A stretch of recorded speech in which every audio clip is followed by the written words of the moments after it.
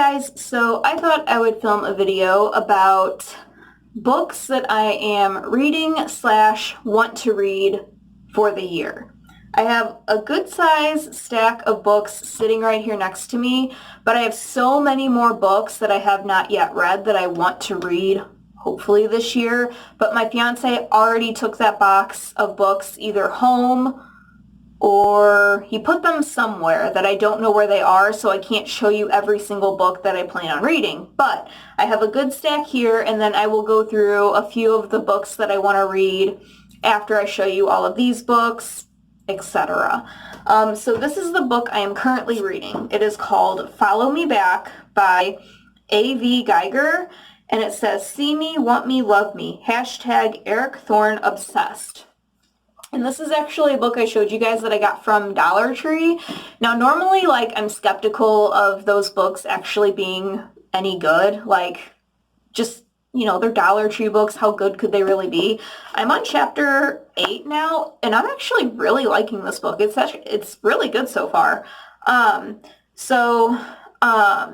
The back just says, when at Eric Thorne Sucks sets out to troll at Tessa Hart's Eric, things don't go quite as planned. An unexpected friendship forms and late-night messages evolve into a deep connection, but online secrets have a way of coming out in real life. And with Eric Thorne himself involved, it won't be long before fandom turns into obsession, and a single push of the follow button turns deadly.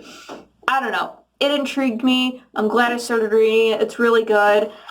If I didn't get so tired as easily at night, I probably would have finished the whole thing by now. But hopefully I can get a good chunk more read tonight because I'm intrigued.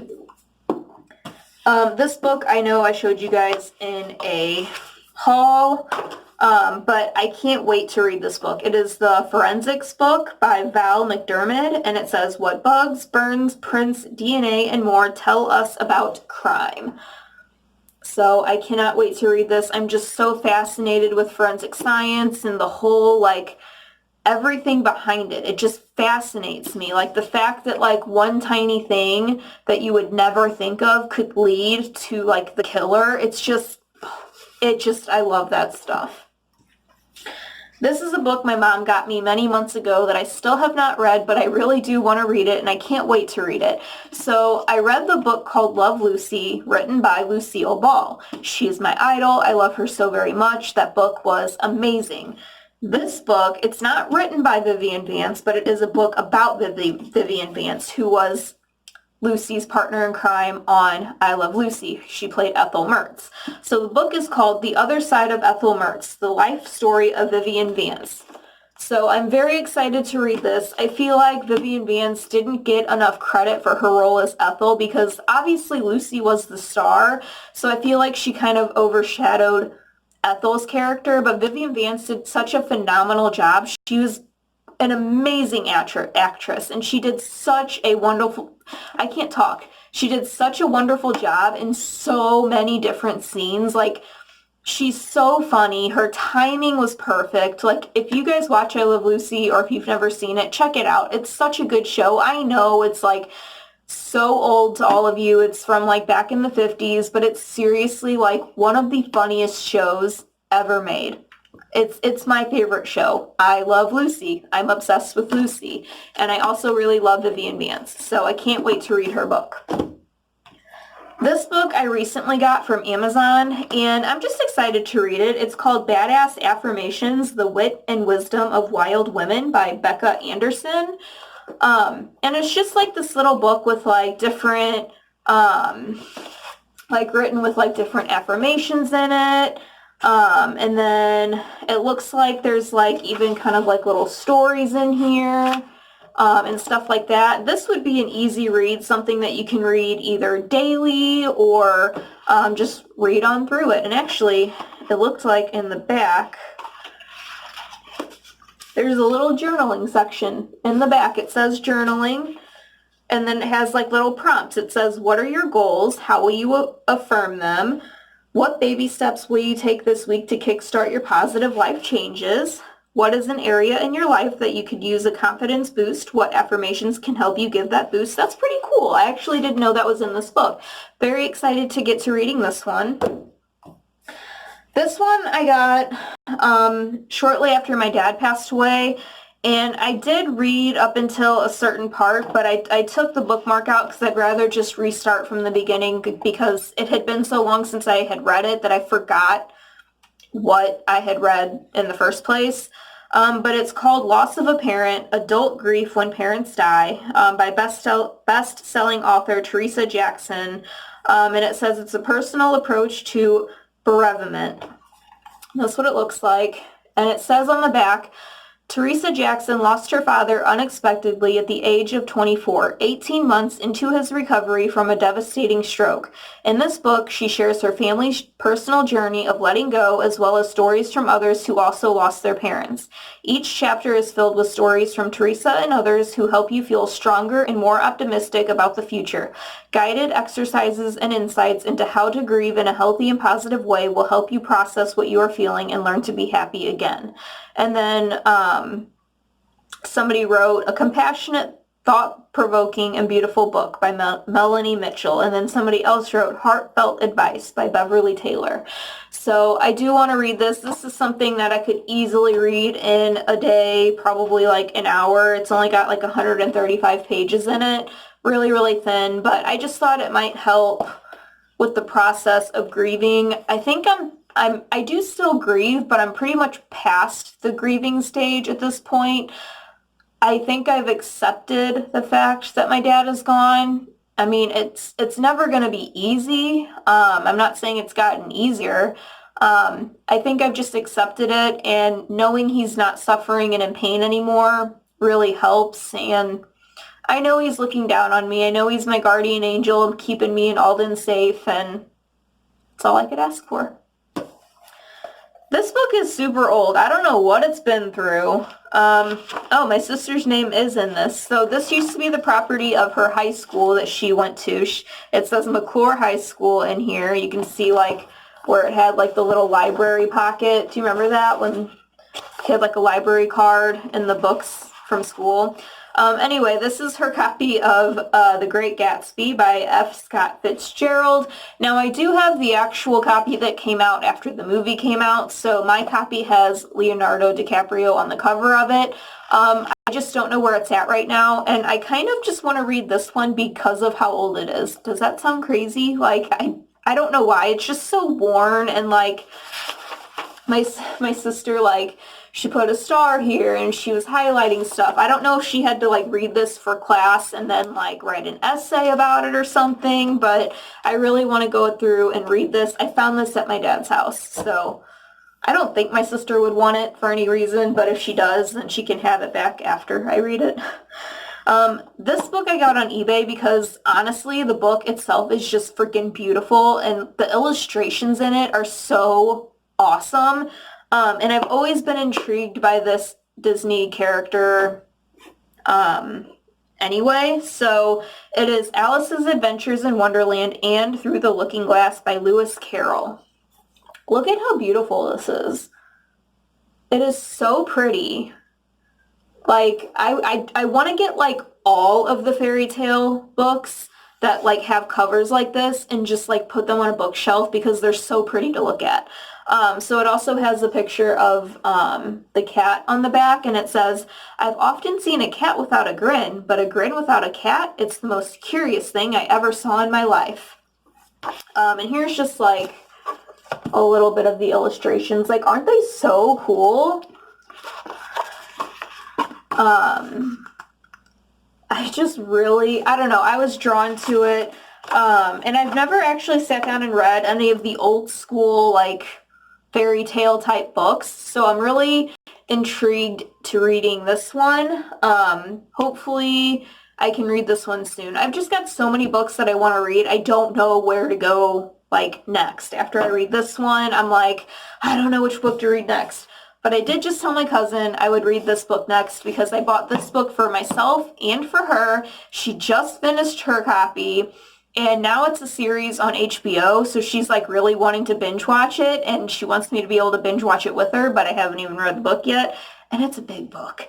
It is the Stephen King novel, The Outsider. Look at how thick this is. It's not going to take me 2 days to read this. It's going to take me probably a freaking month to read this. There are 560 pages, but as long as I get back into like the reading mood, I can fly through books fast. Like once my kid is asleep for the night, I can read for hours before I go to bed.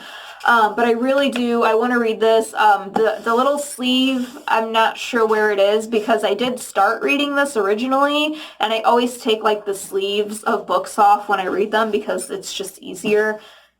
I misplaced it somewhere, but at least the book is still in good condition. So yeah, The Outsider by Stephen King, definitely want to read this. I will probably start that book next after I read this. This one shouldn't take me long to get through at all, but this one on the other hand, it's going to take me a little while. This one I was really excited to get. It's called The Lying Game by Ruth Ware. And on the back, it doesn't really tell you about the book. Usually it has like a little synopsis. Is that the right word? Synopsis? Of what the book is about. But it's like one of those psychological thriller type of books. So I couldn't wait to get this. It's not super duper thick. It is about... Are there page numbers? There's no page numbers. Oh, now there are. Okay, there's like 354 pages. So this is a book I could probably get through within like a week as long as I stay in the reading mood. Can't wait to read this one. I love, like, that's my favorite type of book, is like a psychological thriller or any type of thriller where you're trying to figure out who the killer is. Like, those are my favorite types of books. This is just silly. It's something I remember having as a kid, but I never read it. It was probably my sister's, actually. Yeah, it says Property of Ferguson Middle School, and I did not go to that middle school. And you guys are going to be like, that's such a kid's book. But, like, I remember loving the movie, so I kind of just want to read the book, even though it's like a middle schooler book. Don't judge me. But it's by Louise Fitzhugh, and it's Harriet the Spy. And come on. I know all you 90s kids out there are probably like, yep, I loved that movie or I loved that book. But, like, I'm just now wanting to read the book, and I'm almost 30. But I remember liking the movie. I used to want to, like, get a little notebook and, like, spy on my neighbors and stuff and just, like, write down what they were doing. So I just think it'd be, like, a cute little read. Like, obviously I'm not going to, like, read it, like, thinking I'm going to learn something from it. I just think it'd be cute, and why not? Okay. This book I've already been reading. It's not like a chapter book where you really need to read it to know what's going on. It's kind of something you can read, put down, pick back up where you left off. Like, you're not going to be lost in this type of book, but this book is so funny. And I recommend it to anybody that's ever been a server, if you're still a server, a bartender, if you work in any food industry, you have to read this book. Even if you're not a reader, it is so funny and it is so truthful. So if you guys follow or don't follow The Bitchy Waiter on Facebook and Instagram, he has his own book and it's called The Bitchy Waiter. It says, I'm really good at pretending to care. Tales, tips, and trials from a life in food service. So the back says, how would you like your burger cooked? Never mind, I don't care. But it says, for all those disenchanted current and former food service employees, Darren Cardosa, aka The Bitchy Waiter, has your back. Based on his popular blog, this righteous book is full of waitstaff horror stories, plus a few heartwarming tales from 3 decades in the industry. Cardosa knows you want your beer cold. You want a cold beer? Thank you for clarifying so I didn't bring you the one that just came out of the oven. And while he may hate children, I know the kid at table 8 is trouble the moment he rolls into the restaurant in his fancy stroller. He will at least consider owning up to his mistakes. Do I take the steak from the floor citing the 3-second rule and put it in the to-go box and carry it back to the woman? From a crazy customers to out-of-control egos, these acerbic tales offer a hilarious glimpse into what really goes on in that fancy restaurant and inside the mind of a server. Now, I may have messed up a few of the words. I'm sorry. I'm not the best at reading in front of an audience, okay? Like, I was never good at that in class. I'd always be like, what paragraph were we on? Oh, this one. And then I'd, like, read extremely fast just to get, like, my time over with because I hated reading in front of but seriously, guys, anybody in the server industry or the restaurant industry, bartender, servers, get this book. It is hilarious. Let me just read you a little snippet. Okay. Apparently he had this like Mexican lady at one of his tables, and she was talking to him about, I don't call him by his real name, I just call him the bitchy waiter. So she was talking to the bitchy waiter about how she loved Mexican food. And he was like, oh, I love Mexican food as well. And she was like, oh, really? Like she seemed shocked that he liked Mexican food. And he goes, after all, I'm from Texas and I am half Mexican. And she was like taken aback by that. And she was like, oh, you're half Mexican, she says, this after sucking in her breath at an alarming rate. I had no idea. I can't believe you're half Mexican. You don't seem Mexican at all. You seem regular. Now this is the funny part right here. Wait, did this bitch just use the word regular to describe my race? Regular in the same way that nude pantyhose are considered flesh-colored by white people and the way that crayons used to have a color called flesh that matched the skin of white people? Aw, hell no. I am about to reach into my pocket, pull out a handful of pinto beans, and rub them all up in her gringo face. Do not make me add another tear tattoo under my eye because I may have to cut this bitch. I will do the tattoo myself with a ballpoint pen, a needle, and a lighter. Need I say more? It is so freaking funny. You guys have to read this. Oh my god. Even if you're not in the food industry, read this book. You'll understand servers so much more. These two books are just books that I kind of read like every day. This is my A Year of Positive Thinking, Daily Inspiration, Wisdom, and Courage. So what is today? I don't think I have read mine for today yet. Okay, so for today's date, it says Manifesto for a Life Well Lived. Do what you believe in. Trust your intuition. Do something kind for someone else every day. Dance alone at least once a week. Cry and feel whatever you feel. Laugh righteously and often, the kind of laughter that makes your belly hurt. Do the weird things that only you understand. Love yourself as you are. Love others as they are. You can't change people anyway. Dance to your own beat, even when no one else hears the music. The acceptance you've been waiting for only emerges when you allow yourself to be completely, unabashedly you. I seriously love this book. I like every day I am so excited to read like what the quote will be for that day. And it's just so inspiring. And sometimes, I'm not going to lie, if I post a selfie, which I don't post a selfie nearly as much as some people do, it literally drives me crazy when people post selfies in front of a mirror in like the same exact pose every single day. Like, get over yourself. We know what you look like. Quit posting the same damn freaking selfies every day. Okay, rant over.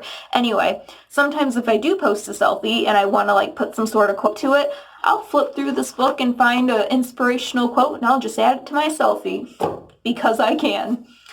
This is another like book that you read through every day. It's the Moonlight Gratitude 365 Nighttime Meditations for Deep, Tranquil, and Sleep All Year Long. So let me find today. So today says, a part of the earth is always illuminated. A sunset is a sunrise somewhere else. Everything is not necessarily dark. Even in our darkest moments, there is another side that is light. Looking at the bright side can be a lifeline when all seems dark. Even the moon and stars illuminate the night sky. There is always light. Search within for illumination. Imagine this light beginning to grow, shining hope into the darkness. It just has really cool pictures in it too. Like, look at this one I just flipped to. Could you hear that? I thought my phone was on silent, so if you just heard Phoebe from Friends say, oh no, I got some sort of notification, And yes, my notification is Friends Phoebe. Phoebe's my favorite character. Oh no. But like, look at the freaking pictures in here. They're freaking gorgeous. Like, let me find, I'm trying to find like my favorite, or one of my favorite ones. I love this one. It has like all the different moon phases. But yeah, I just really love reading through these like for each day of the week. Now this isn't really a book to read through per se. It does have like a little snippet in the beginning to read through, but it's mainly just like a little journal. I just wanted to add it in here because I'm really excited to start filling it out. It is the Tiny Buddha's Worry Journal, a creative way to let go of anxiety and find peace by Lori Deschênes. And I got this off of Amazon. It says, worry and anxiety are a part of life, but they don't have to control us. Tiny Buddha's Worry Journal helps us foster mindfulness, self-acceptance, and perspective so we can stress less and enjoy more. Prompts and coloring pages spark creativity and insight, while pages dedicated to working through specific worries help us find solutions to our problems and let go of what we can't control. Open these pages and find peace. So like I said, there's like this little introduction that you read through. And then it just kind of gives you prompts. Like this one says, today instead of worrying about what could go wrong, I'm going to focus on what could go right, including, and then you write down everything that could go right. And then there's more. And then this page says, let it go. And then it says, what's worrying you? So you can write down what you're worried about. What's not within your control? And you can write down something that's going on that you aren't in control of. What do you need to accept to make peace with those things? Which of these things are within your control? What are some solutions you can consider for those things? What's one simple thing you can do today or tomorrow to begin implementing each solution? Just stuff like that. Like, so I like when it has prompts and stuff, because sometimes I'm not that good at journaling. So when I have prompts to actually like write to or like answer, it makes it so much easier. And then there really are like coloring pages in here because coloring is such a great stress reliever. So yeah. Those are the books that I have on hand right now with me that I definitely want to read through this year. Obviously, the two I'm reading through each and every day because they're just like inspirational quotes and what have you. But I do want to make a point to read the Harry Potter series. I think I own 1 through 3, but I want to actually own all of the books. I get most of mine from thrift books because they're so cheap. So I want to buy the rest of the Harry Potter series. I want to read the whole entire Harry Potter series from start to finish. I have so many other books at home that I want to read. They're mostly like I Love Lucy or Lucille Ball related. I know I have 1, 2, 3, at least 3 more Lucy books at home that I need to read. Actually 4. And then there's another one. It's mainly photos, but there's also little stories about when she went to visit Jamestown and stuff. Obviously, I'm a huge Lucy fan, so I'm going to read as many books on Lucy as I can. But yeah, I just thought I'd share with you guys the books that I really want to get read this year and stuff like that because I am a book nerd. I just get out of the mood to read sometimes, and I really want to make a point to read as many books as I can this year. I'd love to read like a book a month, but I don't know how doable that is. Like, I didn't read a book last month, so it's already February. So if I can finish this book and then start another book and finish that book in February, then technically I'll have already read 2 books for the year and I can pretend one of them was in January, but really they were both in February. Does that make sense? But if I could read like at least a book a month, I would be so happy. I want to get back into reading again. I can't wait to go out there and read some more of this because it's actually really good. Definitely check out Dollar Tree and just skim through the books. Some of them look like really that doesn't even like catch my attention at all. Like it just, some of them look kind of dumb, to be honest. But I have bought several books from the dollar store that I do still want to read, but this one just really caught my attention. The back of it seemed intriguing. and it was only $1. And so far I'm really liking it. So I'm gonna go. I have a lot of stuff to get done before I go to bed. It is already 12:20 and I swear it was just 10 o'clock. So I'm gonna get off of here. I will talk to you guys very soon. Bye.